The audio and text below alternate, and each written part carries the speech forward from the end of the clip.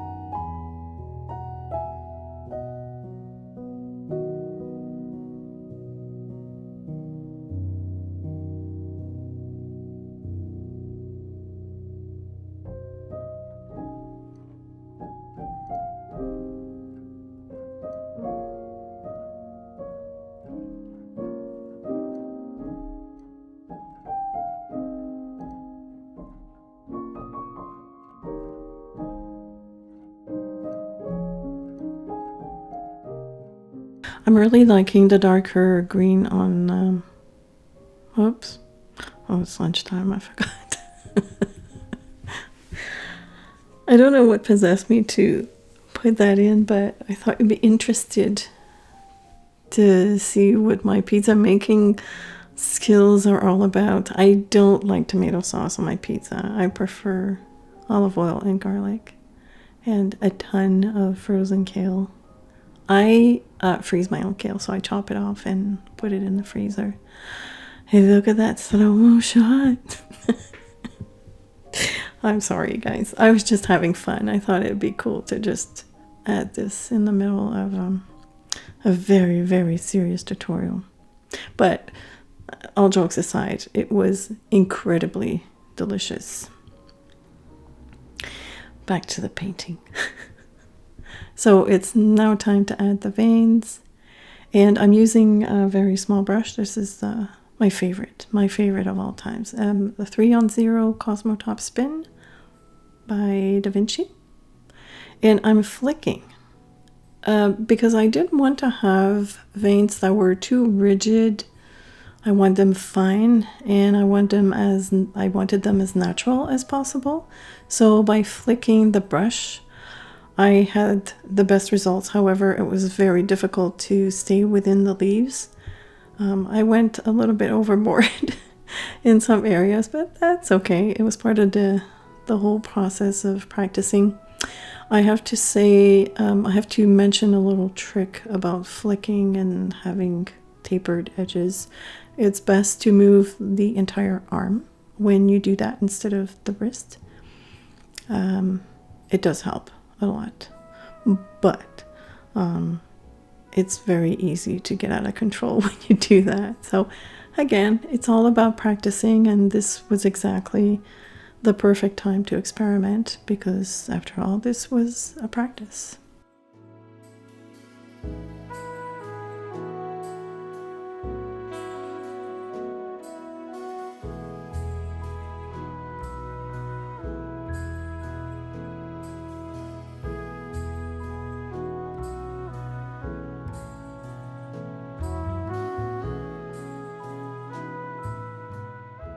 The shots I took from my phone are showing the true colors, by the way. I do apologize for the change in color scheme, but I can't avoid that. This has to do with lighting and different equipment. I think it was at this point that I decided to make Christmas cards with this painting. So from that point on, it was full steam ahead.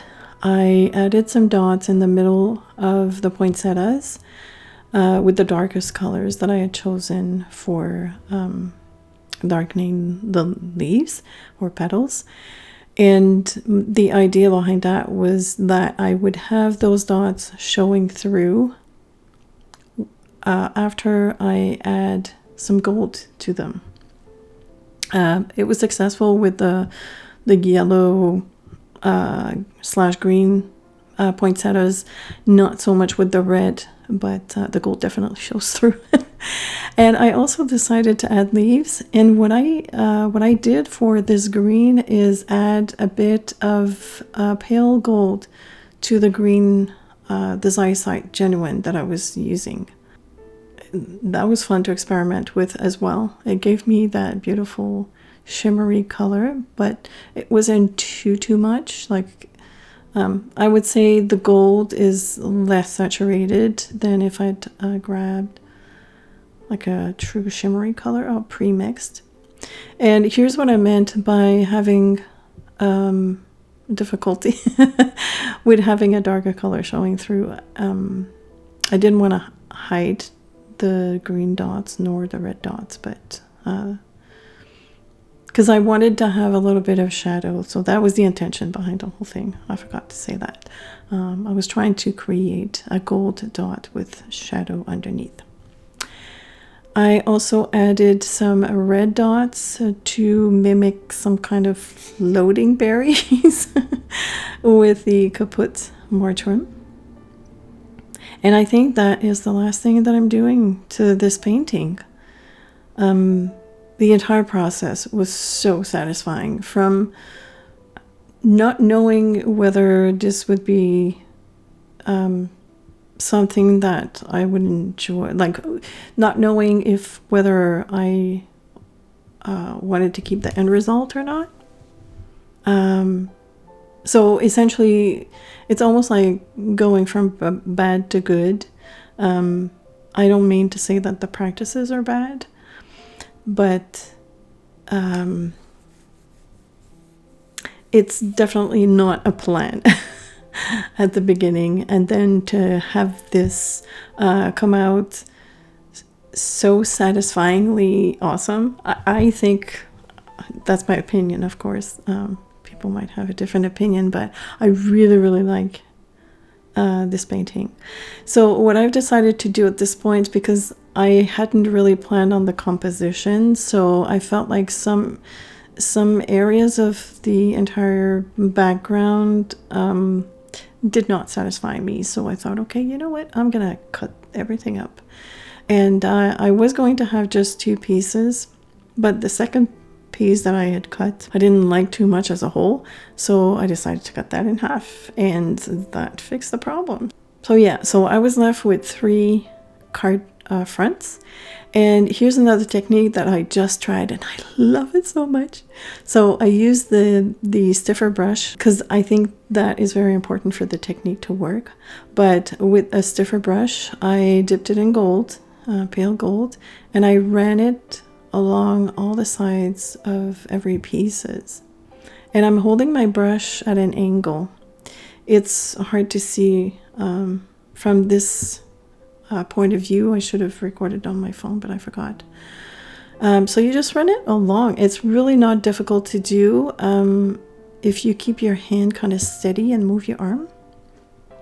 And then once that was all dry, very important, ask me why I know, I matted each piece on white cardstock and then mounted all of that on 3 different card bases, kraft color card bases. For the sentiments, I went into my word processing software and printed on watercolor paper the sentiments. I used 2 different fonts in case you're curious. One is Snell roundhand size 28, and the other was Apple chancery number 18. And I'm using a Mac, so I don't know if they're available on a Microsoft device, but they should be probably. And look at them! I absolutely love them. So I hope that you've enjoyed this funny tutorial, I guess, slash vlog. I don't know.